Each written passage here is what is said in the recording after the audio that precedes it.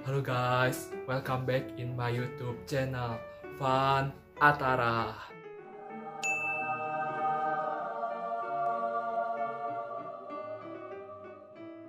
Nah, di video kali ini gue bakal ajak kalian nih buat bahas sama-sama trik mengerjakan soal TPS UTBK bagian.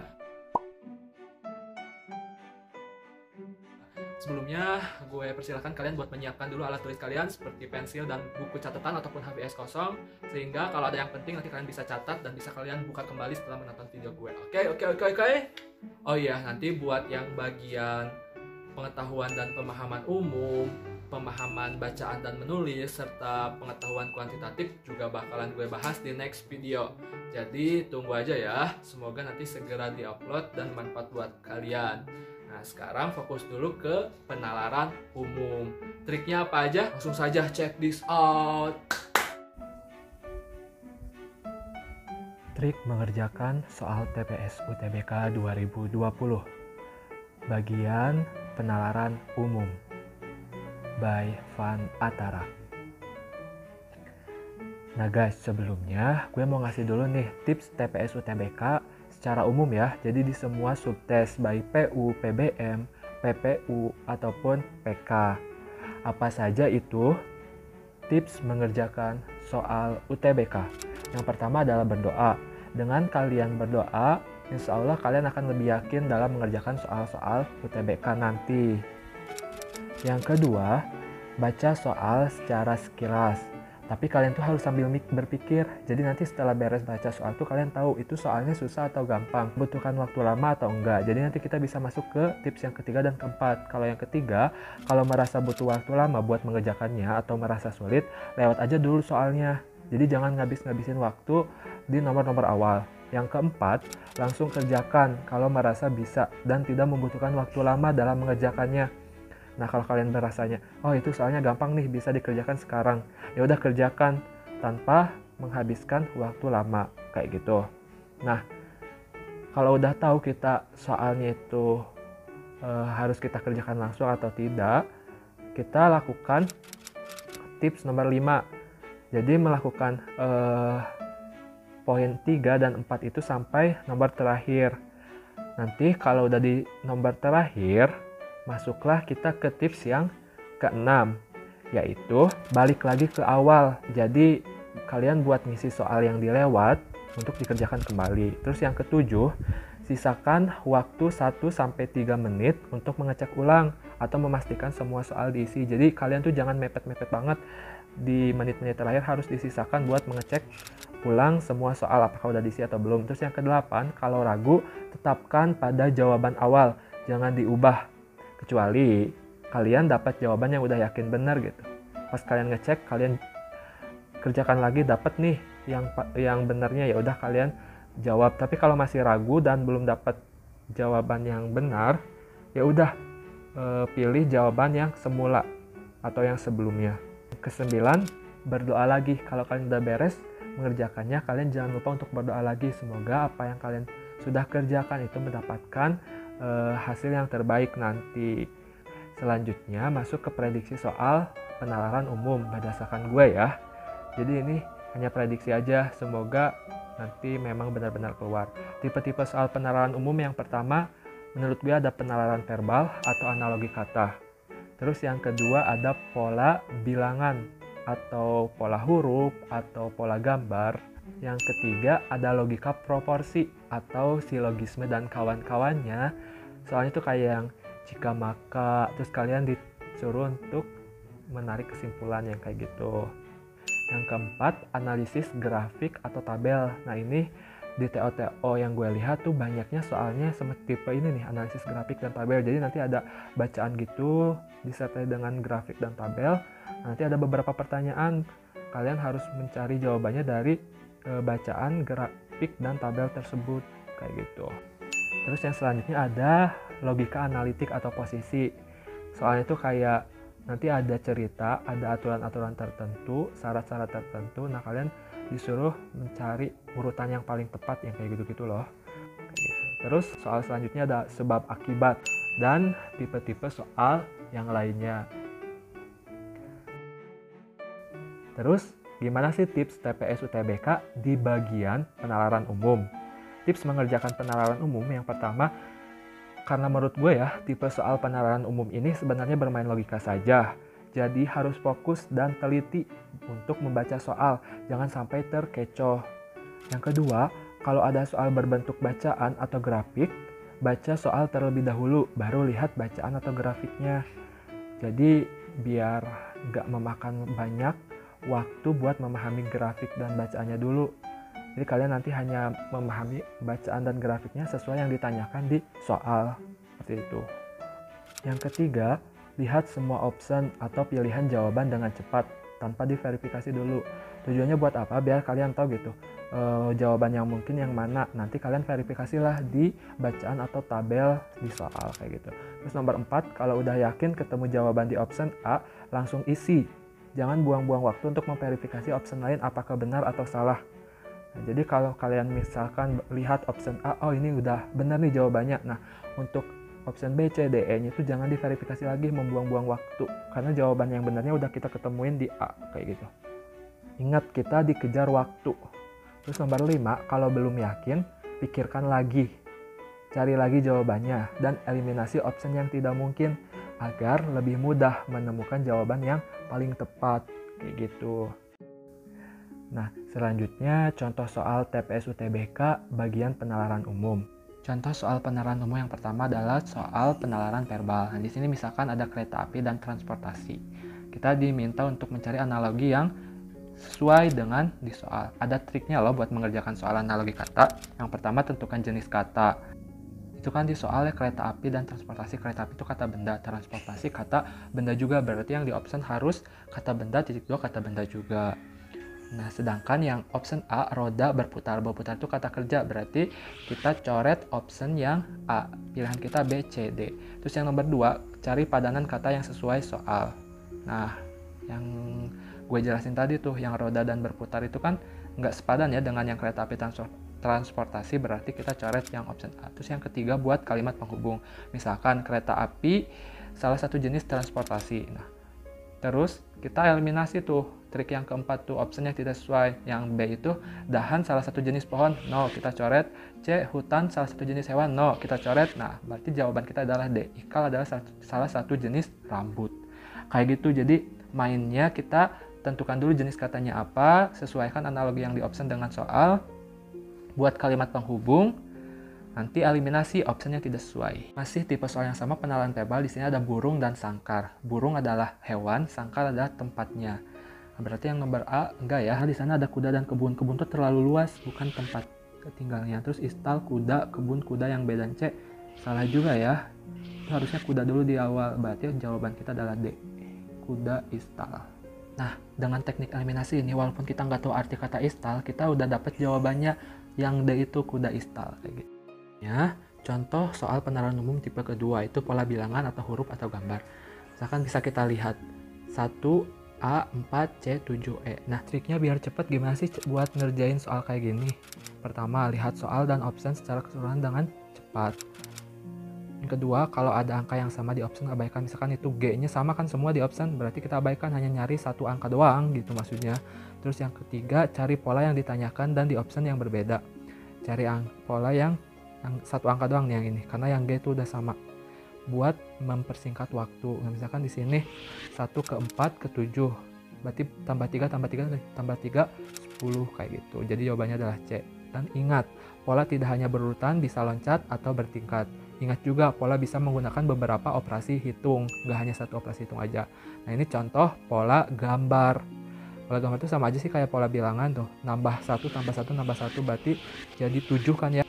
Dan coba perhatikan, tuh gambar ke-1 ke atas, gambar 2 ke bawah, dan seterusnya gambar terakhir ke atas. Berarti gambar yang selanjutnya ke bawah, dari 6 jadi 7, 7 ke bawah. Masih tipe yang kedua di soal yang kedua. Nah, kalau kita lihat option di sana ada angka 3 sama semua, berarti kita nggak usah harus nyari, berarti kita hanya nyari 2 angka aja. Tapi coba kita lihat dulu polanya ya. Dari 24 ke 12. Itu dibagi 2, 12 ke 6 dibagi 2 juga. 6 dibagi 2 jadi 3, sama ya, benar lah. Terus 1 ke 4, 4 ke 9, 9 ke, nah itu tuh kalau kita lihat ada pola tertentu juga. Polanya bilangan kuadrat. 1 kuadrat 1, 2 kuadrat 4, 3 kuadrat 9, 4 kuadrat 16. Terus yang kedua 97 ke 0 dikurangi 97, 0 ke negatif 97 dikurangi 97, negatif 97 dikurangi 97 berarti negatif 194. Jawaban kita adalah D. Untuk mengerjakan pola bilangan ini kalian harus tahu macam-macam bilangan biar mempercepat kalian nanti dalam berpikir. Pertama ada bilangan genap tuh 2n, bilangan ganjil 2n per 1, bilangan cacah tuh dari 0, bilangan asli itu dari 1, terus ada bilangan prima 2, 3, 5, 7 dan seterusnya. Bilangan komposit itu kebalikan dari bilangan prima. Bilangan Fibonacci itu 2 angka ditambahkan jadi angka selanjutnya. Bilangan pecahan, bilangan persegi kuadrat n kuadrat, bilangan persegi panjang n dikali n plus 1, dan bilangan segitiga setengah n dikali n plus 1. Dan lain sebagainya, masih banyak lagi sebenarnya macam-macam pola bilangan. Nah kalau kalian udah tahu, kalian tuh bisa cepet nanti sadarnya, oh ini tuh polanya pakai bilangan Fibonacci misalnya. Terus contoh soal penalaran umum yang ketiga adalah logika proporsi atau silogisme dan kawan-kawannya. Misalkan di sini, semua peserta UTBK lulusan SMA. Sebagian laki-laki adalah peserta UTBK. Simpulan yang tepat adalah, coba kita perhatikan, itu di premis 1 ada kata semua, di premis 2 ada kata sebagian. Nah kalau salah satu premisnya ada kata sebagian, berarti simpulannya harus sebagian. Otomatis dari A, B, C, D itu yang sebagian hanya A. Jawaban kita adalah A. Itu trik cepatnya. Terus trik lainnya apa lagi? Gue akan sebutin satu persatu. Yang pertama, jangan menyimpulkan sesuai kenyataan atau yang kita tahu, tapi simpulkan berdasarkan premis-premis di soal. Misal, di soal itu disebutkan jumlah peserta UTBK itu ada 760.000, tapi yang kita tahu itu adanya 700.000. Nah ya udah, kita ikutin aja apa yang ada di soal, kayak gitu. Terus nomor 2, ketika dua premis positif, kesimpulannya pasti positif juga. 3, salah satu premis negatif, kesimpulannya pasti negatif. Ciri premis negatif itu ada kata bukan atau tidak. Jadi kalau salah satunya ada kata bukan atau tidak, berarti kesimpulannya harus negatif. Nomor 4, dua premis negatif. Nah, ketika keduanya ada kata bukan atau tidak, berarti tidak dapat disimpulkan. Nomor 5, dua premis khusus. Cirinya premis khusus itu ada kata sebagian, ada atau beberapa. Nah, itu tuh tidak dapat disimpulkan. Tapi jika salah satu premis khusus, kesimpulannya pasti khusus juga. Di option, cari yang ada kata beberapa, ada atau sebagian. Kayak contoh soal yang sebelumnya loh. Terus yang ketujuh di sini tuh ada modus silogisme. Ada dua premis 1 jika P maka Q, premis 2 jika Q maka R. Kesimpulannya jika P maka R. Ini tuh eliminasi aja, kalau ada kata-kata yang sama dicoret. Misal, jika saya pengusaha maka saya kaya. Jika saya kaya maka saya banyak uang. Berarti itu ada kata kayanya dicoret aja. Jika saya pengusaha maka saya banyak uang. Kayak gitu. Terus ada modus ponens. Premis 1-nya jika P maka Q. Premis 2-nya P, kesimpulannya adalah Q. Misal, jika saya pengusaha maka saya kaya. Saya pengusaha, otomatis kesimpulannya saya kaya dong. Nah, terus ada juga modus tollens. Premis 1-nya jika P maka Q, premis 2-nya negasi Q, maka kesimpulannya negasi P. Contoh, jika saya pengusaha maka saya kaya. Saya tidak kaya, kesimpulannya otomatis saya bukan pengusaha. Terus gimana kalau premis 1-nya jika P maka Q, premis 2-nya negasi P? Itu kesimpulannya nggak ada loh, nggak bisa ditarik kesimpulan karena melanggar si modus ponens, kayak gitu. Kecuali premis 2-nya mau ngambil negasi Q, yaitu baru dapat bisa disimpulkan mengikuti modus tollens, kayak gitu. Yang ke-8 dan lain-lain masih banyak lagi ya, kayak konjungsi, disjungsi, dan sebagainya. Kalian baca lagi di Logika Matematika SMA, oke? Oke, next. Masih soal logika proporsi yang kedua. Seseorang harus lulus SMA untuk mengikuti UTBK. Mengikuti UTBK salah satu, berarti UTBK, coret-coret. Cara seseorang agar bisa kuliah. Ketika seseorang kuliah, dia bisa dapat gelar sarjana. Kuliah, coret-coret. Berarti kita sisanya di yang atas aja. Seseorang harus lulus SMA, maka bisa dapat gelar sarjana. Nah, kalau di soal di option A nih, lihat, kita tidak akan dapat gelar sarjana kalau tidak lulus SMA. Itu tuh setara dengan jika seseorang lulus SMA maka dia dapat gelar sarjana. Jadi jawaban kita adalah yang A. Itu loh guys, yang jika P maka Q setara dengan jika negasi Q maka negasi P. Contoh soal penalaran umum yang keempat, itu logika analitik atau posisi. Nah, kalau yang kayak gini, langsung tuh lihat pertanyaannya. Di bawah, jika Satria duduk di nomor 6, maka kemungkinan urutan tempat duduk dari 1 sampai 8. Otomatis kita langsung lihat si Satria di ke-6. Dari option A sampai D, hanya yang D aja yang enggak, berarti jangan pilih yang D, kita coret. di option A, B, C itu si Satya di ke-6 ya udah sesuai. Nah kita baru lihat tuh ceritanya di atas. Yang suka nyontek di kursi genap berarti si Hawa, Kenji, Mixel, dan Satya di 2468. Terus yang Kenji, Tiara, Jiva, Nuka di kursi buat nomor prima. Coba perhatikan si Kenji ada di dua-duanya ya, di nomor genap dan prima. Irisan dari nomor bilangan genap dan prima itu hanya angka 2. Berarti si Kenji itu harus di nomor 2. Coba kita lihat di A dan B. Nomor 2 tuh Ziva dan Adam, berarti nggak dipilih. Otomatis jawaban kita adalah yang C. Gitu doang sebenarnya. Jadi dengan membaca yang ditanyakan dulu terus mengeliminasi option, kita lebih cepat tuh dapatkan jawabannya. Lalu apalagi triknya? Yang pertama baca soal paling bawah yang ditanyakan tuh yang tadi ya terlebih dahulu. Terus yang kedua baru baca cerita tabel di atas, teliti dan pahami. Yang ketiga, ubah ke dalam bentuk yang lebih simpel seperti simbol atau singkatan yang kalian pahami. Misalkan Ani lahir duluan daripada Nino, jadi AN. Yang keempat, eliminasi option yang melanggar syarat di soal. Biar lebih cepat yang kayak tadi loh, yang A nggak memenuhi ya coret langsung. Terus nomor 5, kalau udah dapat jawaban pasti yang tidak melanggar syarat di soal, misalkan jawabannya di option A, kalian tidak perlu habiskan waktu untuk verifikasi option selanjutnya. Tahu udah ada jawabannya di A, jadi yang B, C, D-nya abaikan aja. Kecuali sisa waktu kalian masih banyak. Masih soal logika analitik nih, soalnya sama kayak yang tadi, cuman pertanyaannya beda nih. Jika nomor duduk Satria adalah kelipatan dari nomor duduk Ziva, maka yang mungkin benar adalah, nah Satria kan digenap, Ziva di prima. Kalau kelipatannya berarti 3, 6. Otomatis si Satria harus di 6, si Ziva di 3. Kayak gitu. Dan si Kenji itu tetap ya masih di 2. Kita lihat optionnya. A, Kenji duduk nomor 3 otomatis salah. B, Nuka duduk di nomor 6 salah karena Nuka harus di prima. C, Satya duduk nomor 5 salah karena harus di 6 kan biar kelipatan. Jadi jawabannya adalah D. Nah sekarang contoh soal penalaran umum tipe kelima, analisis grafik atau tabel.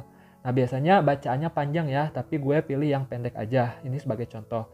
Tetap baca soal terlebih dahulu. Berapa selisih yang memilih pekerja dengan memilih PTS? Kita lihat yang bekerja 5% ya yang oranye. Terus yang PTS yang abu-abu 10%. Ya udah aja 10% dikurangi 5%, 5%. 5% dari jumlah siswanya 160 sama dengan 5/100 dikali 160 sama dengan 1/20 dikali 160 sama dengan 8. Jadi jawabannya adalah A yang nomor 1. Terus nomor 2, berapa perbandingan siswa yang memilih PTN dan kedinasan? Coba kita lihat yang PTN itu warna biru 45%, yang kedinasan warna kuning 40%. Ya udah aja 45% berbanding 40%. Kita sederhanakan 45 berbanding 40. Sederhanakan lagi dibagi 5, 9 berbanding 8. Jadi jawabannya adalah B. Nah, untuk trik mengerjakan soal analisis grafik tabel yang pertama biasanya kan soal grafik atau tabel itu dilengkapi dengan bacaan panjang ya dan disajikan untuk beberapa pertanyaan. Jadi jangan buang-buang waktu, baca tabel grafik dulu sebelum tahu apa yang ditanyakan. Tetap baca dulu yang ditanyakan. Baru cari tahu kebenarannya di tabel dan grafik. Nomor 4, kalau bacaan panjang dibaca skimming aja, tapi sambil mikir. Skimming tuh kayak baca cepet gitu loh, yang penting-pentingnya aja. Kayak gitu. Terus nomor 5, hati-hati dalam membaca grafik atau tabel. Harus teliti, jangan salah membaca tabel atau grafik. Oke. Nah, itu dia beberapa contoh soal PTS bagian penalaran umum. Semoga bermanfaat. Thank you kalian udah nonton video ini. Gue doain kalian lulus UTBK dan mohon dukungannya buat channel gue. Mudah kok dengan cara subscribe, like, komen gue harus upload video apa lagi next time, dan share video ini ke teman-teman kalian. Semoga orang-orang di sekitar kalian juga lulus UTBK. Akhir kata dari gue, terima kasih banyak yang sebesar-besarnya. See you di video selanjutnya. Bye.